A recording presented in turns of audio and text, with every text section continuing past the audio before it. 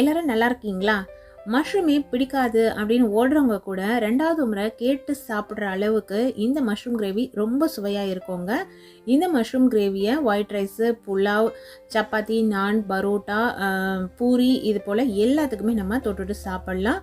இப்போ இந்த ரெசிபி எப்படி செய்யுதுன்னு பார்க்கலாம் வாங்க. ஃபர்ஸ்ட்டு சில பொருட்கள் எல்லாம் நம்ம வறுத்து எடுக்க போகிறோம். அதுக்கு ஒரு கடாய் ஸ்டவ்வில் வச்சுக்கோங்க. ஸ்டவ்வை சுவிட்ச் ஆன் பண்ணிக்கோங்க. தேவையான அளவு எண்ணெய் சேர்க்க போகிறோம்.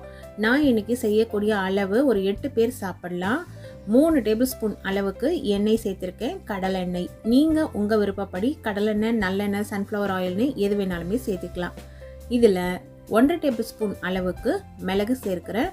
ஃப்ளேமை மீடியம்லேயே வச்சுக்கோங்க, ஹை ஃப்ளேம் வேணாம். மிளகு சேர்த்துட்டு கொஞ்சம் தள்ளி இருங்க. 1 டேபிள் ஸ்பூன் அளவுக்கு சோம்பு சேர்த்துக்கோங்க. மிளகு வெடிக்குது பாருங்கள், அதனால தான் கொஞ்சம் தள்ளி இருக்க சொன்னேன். 1/2 டேபிள் ஸ்பூன் அளவுக்கு சீரகம் இதில் சேர்த்துக்கலாம். சீரகம் சேர்க்கும்பொழுது லோ ஃப்ளேமில் மாற்றி வச்சுருங்க. இதெல்லாம் கொஞ்சம் பொரியட்டும். கரெக்டாக லைட்டாக கலர் மாறி வரும். இந்த சமயத்தில் 1/2 டேபிள் ஸ்பூன் அளவுக்கு தனியா சேர்த்துக்கலாம்.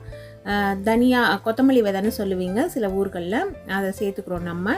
இஞ்சி 1/2 இன்ச்சு நீளம் இருக்க இஞ்சி, ஒரு 10-12 பூண்டு பல்லு இதில் சேர்த்துக்கலாம். பெரிய பூண்டு பல்லாக இருந்தால் 6 சேர்த்தா போதும். நீல மிளகாய் சேர்த்துருக்கேன். இதுக்கு பதிலாக குண்டு மிளகாய் கூட சேர்த்துக்கலாம். 8லேருந்து 10 வரைக்கும் உங்கள் காரத்துக்கு தகுந்த மாதிரி சேர்த்துக்கோங்க. காஷ்மீரி மிளகாய் கலருக்காக 2 பெரிய மிளகாவாக இருந்தது, அதை உடச்சி எடுத்து சேர்த்துருக்கேன். அதே போல் 2 பச்சை மிளகாய் சேர்த்துருக்கேன். இந்த காரம்லாம் பார்த்தீங்கன்னா ஒரு கரெக்டான காரம் சாப்பிட்றவங்களுக்கு சரியாக இருக்கும். நீங்கள் காரம் குறைச்சி சாப்பிட்றீங்கன்னா மிளகாயோட அளவை குறைச்சிக்கோங்க. பச்சை மிளகாய் 1 குறைச்சிக்கோங்க, காஞ்ச மிளகாவும் அதுக்கேற்ற மாதிரி குறைச்சிடுங்க.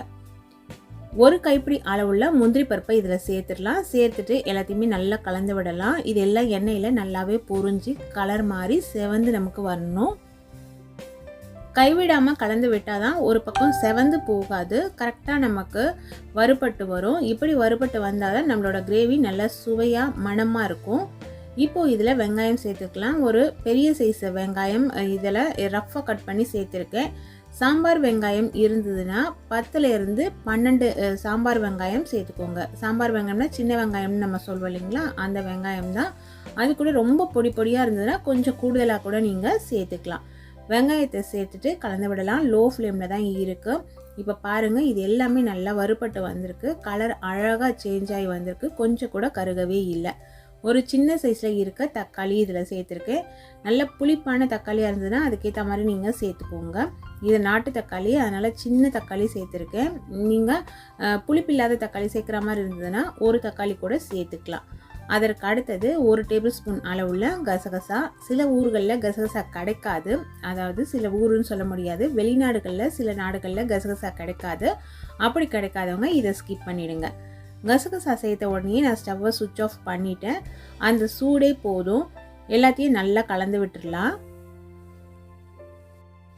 கசகசாவை கலந்து விட்டுட்டு திரும்பவும் ஸ்டவ்வை சுவிட்ச் ஆன் பண்ணிவிட்டேன். இதில் நம்ம இப்போ துருவன தேங்காய் சேர்க்க போகிறோம்.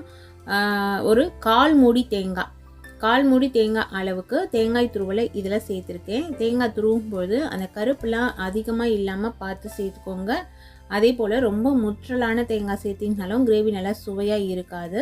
சட்னி குருமாக்கெல்லாம் நம்ம செலக்ட் பண்ணுவோம் இல்லைங்களா, அது போல் ஒரு மிதமான பதத்தில் இருக்கிற தேங்காய் துருவலை துருவி எடுத்து இதில் சேர்த்துட்டு நல்லா கலந்து விட்டுட்டு ஸ்டவ்வை சுவிட்ச் ஆஃப் பண்ணிவிட்டு நல்லா ஆற விட்டுடுங்க. இது ஆறின பிறகு மிக்ஸி ஜாரில் சேர்த்துட்டு நம்ம ஒரு ஃபைன் பேஸ்ட்டாக அரைச்சிக்க போகிறோம். கொஞ்சம் கொஞ்சமாக தண்ணி விட்டு தான் அரைக்கணும். அதனால் நல்லாவே இது ஆறட்டும்.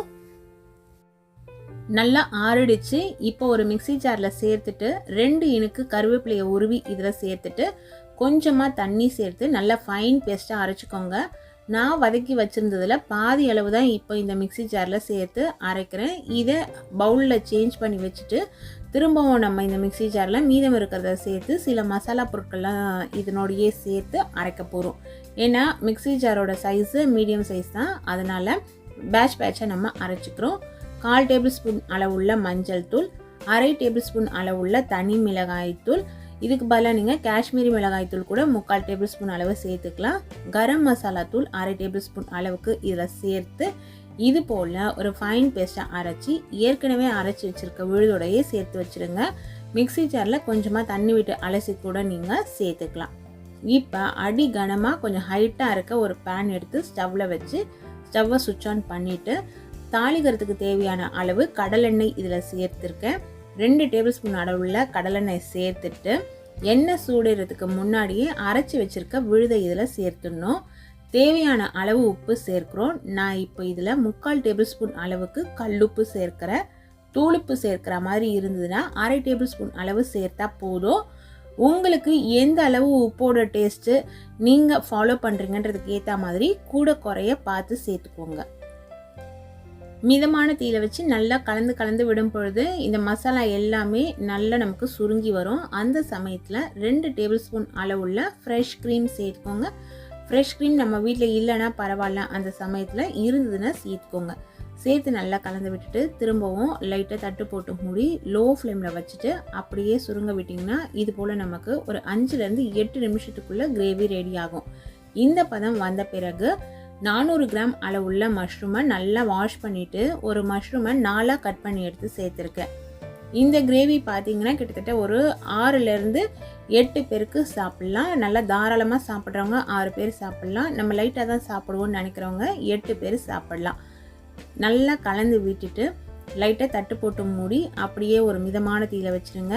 மஷ்ரூம் சேர்த்த உடனேயே இதில் தண்ணி விடும். கலந்து விட்டுடுங்க. அடிப்பிடிக்காமல் பார்த்துக்கோங்க. இதில் நம்ம முந்திரி பருப்பெல்லாம் சேர்த்து அரைச்சிருக்கோன்றதுனால தீயை கொஞ்சம் அதிகம் வச்சுட்டாலோ இல்லை நீங்கள் கவனிக்காமல் விட்டுட்டாலோ அடிப்பிடிச்சிடும். இப்போ நம்ம இதில் சேர்த்த முக்கியமான பொருள் என்னென்னு பார்த்தீங்கன்னா சர்க்கரை. 1 டீஸ்பூன் அளவுள்ள சர்க்கரை இந்த பதத்தில் சேர்த்துக்கோங்க. சர்க்கரை சேர்க்கறதுனால கிரேவியோட டேஸ்ட்டும் நல்லா என்ஹான்ஸ் பண்ணி தரும். பார்க்குறதுக்கும் நல்ல ஒரு க்ளாஸியான லுக்கு கிடைக்கும். நெய் இதில் 1 டேபிள் ஸ்பூன் அளவு சேர்த்துருக்கு. வெண்ணெய் சேர்க்குற மாதிரி இருந்தாலும் சேர்த்துக்கலாம், நம்மளோட விருப்பம்தான். நெய் வெண்ணெய்லாம் உங்கள் விருப்பத்துக்கு தகுந்த மாதிரி கூட குறைய சேர்த்துக்கோங்க. இப்போ பாருங்கள், சேர்த்த எண்ணெயெல்லாம் மேலே தனியாக நல்லா பிரிஞ்சு வருது. இதுதான் ஒரு கரெக்டான பதம். இந்த சமயத்தில் நல்லா கை நிறைய கொத்தமல்லி எடுத்து பொடியாக கட் பண்ணி அந்த கொத்தமல்லி இலைகளை இதில் சேர்த்து நல்லாவே நம்ம கலந்து விட்டுடலாம். இந்த சமயத்தில் காஞ்ச வெந்தய இலைகள் வீட்டில் இருந்துச்சுன்னா அது கூட நீங்கள் ஒரு 2 சிட்டிகை அளவு தூவி விடலாம். நிறைய தூவிட்டா அந்த கசப்பு தன்மை தெரியும்.